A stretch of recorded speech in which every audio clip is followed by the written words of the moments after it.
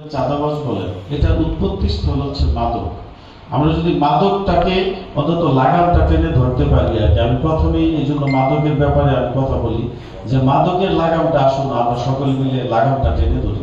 এই মাদকের লাগামটা যদি টেনে ধরি ইনশাআল্লাহ আমি বিশ্বাস করি যে কিশোর গ্যাং আমরা নির্মূল করতে পারবো। কিশোর গ্যাং এটা হচ্ছে তারা সীমিত সংখ্যক লোক, এটা আমরা যদি একটু সোচ্চার হই মাদকটা লাগাম টেনে ধরে কিশোর গ্যাংয়ের বিরুদ্ধে অবশ্যই আমার বক্তব্য স্পষ্ট যে এই সমস্ত কিশোর গ্যাং আমাদের শক্ত হাতে এটা লাগাম টেনে ধরে আমাদের এই কিশোরদেরকে সুস্থ জীবনধারায় ফিরিয়ে নিয়ে আসা, এটা আমাদের সকলের কর্তব্য। আমি বিশ্বাস করি, আমি এটা আমার নির্বাচনী ইশতেহারও ছিল যে আমরা এই কিশোর গ্যাং নির্মূল করবো সোনারগাঁ থেকে, কিশোর গ্যাং। এবং এই ক্ষেত্রে আমি আপনাদেরকে স্পষ্টভাবে বলতে চাই মাদকের বেলায়ও আমি নিজে উদ্যোগ গ্রহণ করব। আমি নিজে মাদক কারবারিদেরকে, প্রথম তো আর সেবনকারীদেরকে এত ঘরে ঘরে যেতে পারবো না, তবে মাদক কারবারিদের ব্যাপারে আমি সোচ্চার থাকবো।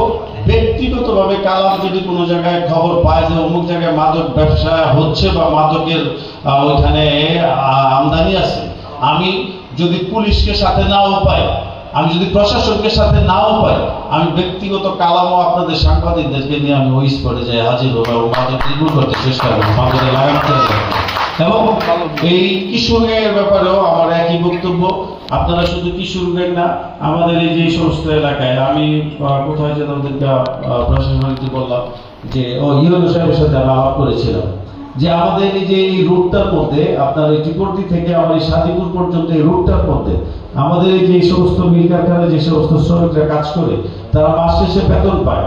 মাস শেষের বেতনটা পাওয়ার পর এখান থেকে কিছু লোক তারা ছিনতাইয়ের শিকার হয় এবং এখানে তারা অনেকে এখান থেকে তুলে নিয়ে যায়, তাদের টাকা নিয়ে যায়। এই জায়গাগুলোও আমরা সবাই মিলে আমি চাই যে এই জায়গাগুলো আমি বন্ধ করতে চাই। এটা হচ্ছে আমি আপনাদেরকে বললাম যে কিশোর গ্যাংয়ের ব্যাপারে আর দুটা ঘটনা আমার আমি জানি এবং আমি একটা ঘটনার আমি চাই যে আপনারা মামলা করেছেন এখন